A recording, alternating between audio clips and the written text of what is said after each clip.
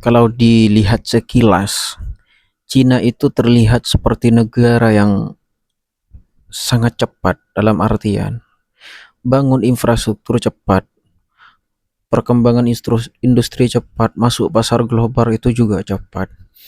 Banyak yang mengira ini soal teknologi, padahal bukan itu inti utamanya. Intinya adalah yang sebenarnya koordinasi. Cina tidak bergerak sebagai individu, mereka bergerak sebagai sistem. Ini perbedaan yang sangat besar yang saya temukan. Jadi itu adalah perbedaannya. Di banyak tempat, keputusan ekonomi itu terjadi secara terpisah. Orang jalan sendiri, petani jalan sendiri, kemudian pengusaha jalan sendiri. Ya hasilnya tidak sinkron. Satu produksi banyak, yang lain tidak siap menampung. Kemudian satu ingin maju, yang lain masih ragu-ragu. Akhirnya potensi besar jadi lambat untuk berkembang. Yuk sekarang kita lihat pendekatan Cina ini. Mereka tidak hanya melihat peluang sebenarnya. Mereka adalah juga mengatur ekosistemnya. Contoh sederhana ya, ini di Cina. Ketika satu sektor didorong, yang lain ikut disiapkan. Itu kuncinya. Produksi ditingkatkan, distribusi dibangun, pasar dibuka, akses diperluas. Semua berjalan bersamaan, bukan salah satunya. Ini bukan kebetulan, tetapi by design. Ini didesain.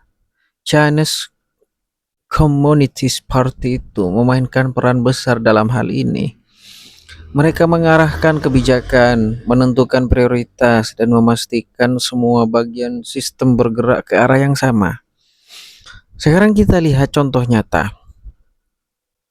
Dari sektor industri manufaktur misalkan, Cina tidak hanya membuat pabriknya, mereka membangun rantai pasok, tenaga kerja, logistik, hingga akses ekspornya. Apa hasilnya kemudian? Biaya turun, kecepatan naik, skala membesar. Dan ketika skala sudah besar, mereka menguasai pasar.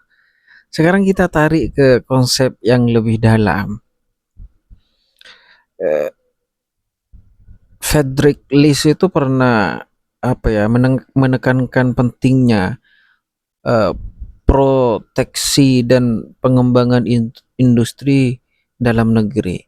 Cina menerapkan ini dengan cara yang lebih modern. Mereka tidak hanya melindungi, mereka mempercepat. Dengan apa? Dengan koordinasi. Sekarang kita bandingkan dengan kondisi yang lebih kecil, misalkan di pedesaan. Di desa seringnya terjadi, misalkan ada yang tanam, tidak ada yang bantu jual. Ada yang produksi, tidak ada yang jaga kualitasnya. Semua berjalan sendiri-sendiri. Apa kemudian kesimpulannya dan akhirnya apa? Ya begitu-begitu saja, tidak pernah besar, tidak nambah skala. Bukan karena tidak bisa sebenarnya, tapi karena tidak terkoordinasi. Sekarang bayangkan jika desa bekerja seperti sistem. Misalkan petani fokus produksi, ada yang fokus di distribusi misalkan, ada yang fokus pasar, ada yang mengatur kualitasnya. Semua saling berhubung. Dan pada waktu tertentu apa yang terjadi? Skalanya pasti naik. Stabilitas meningkat, resiko juga berkurang. Dan yang paling penting, peluangnya jadi nyata, bukan peluang hanya yang ketuk pintu. Ini inti dari sistem terkoordinasi itu.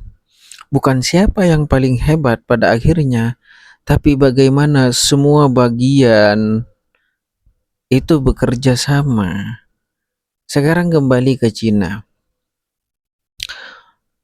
Keunggulan mereka bukan di satu sektor, tapi di kemampuan menyatukan banyak sektor.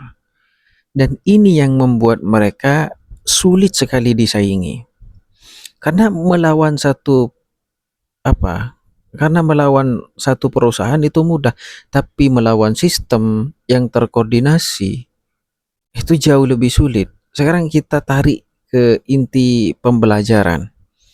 Masalah terbesar di banyak tempat bukan kurangnya peluang, tetapi lebih-lebih itu ada pada kurangnya koordinasi. Orang pintar itu sangat banyak ya, orang kerja keras itu banyak, banyak sekali. Tapi berjalan sendiri dan selama itu terjadi hasilnya akan selalu terbatas. Memang ada yang menonjol tapi sebagian banyak yang gagal. Cabai jamu dalam konteks ini bisa menjadi contoh kecil. Kalau hanya satu orang tanam hasilnya kecil. Kalau satu desa tanam misalkan, ya hasilnya banyak tapi tidak ada sistem, hasilnya juga akan kacau. Tapi kalau ada koordinasi di dalamnya, produksi teratur, kualitas dijaga, pasar jelas, maka dia bisa naik level. Dan pada akhirnya yang membedakan itu bukan siapa yang punya peluang, tapi siapa yang bisa mengubah peluang menjadi sistem. Karena di dunia real, di dunia nyata, individu bisa memulai, tapi hanya sistem yang bisa membesarkan mereka. Itu sebenarnya kunci sukses di Cina.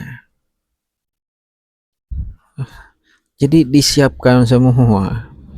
Ada yang tani, ada yang jalur produksi, ada yang jalur distribusi, ada yang jalur kualitas, bahkan dibukakan ruang ekspor impor. Itu kan bagus. Coba lihat di desa kita lah, di Indonesia, di negara kita. Ada yang enggak yang seperti itu? Misalkan kita punya komoditas. Ya ada, tapi itu biasanya dipegang oleh perusahaan-perusahaan besar. Kan begitu.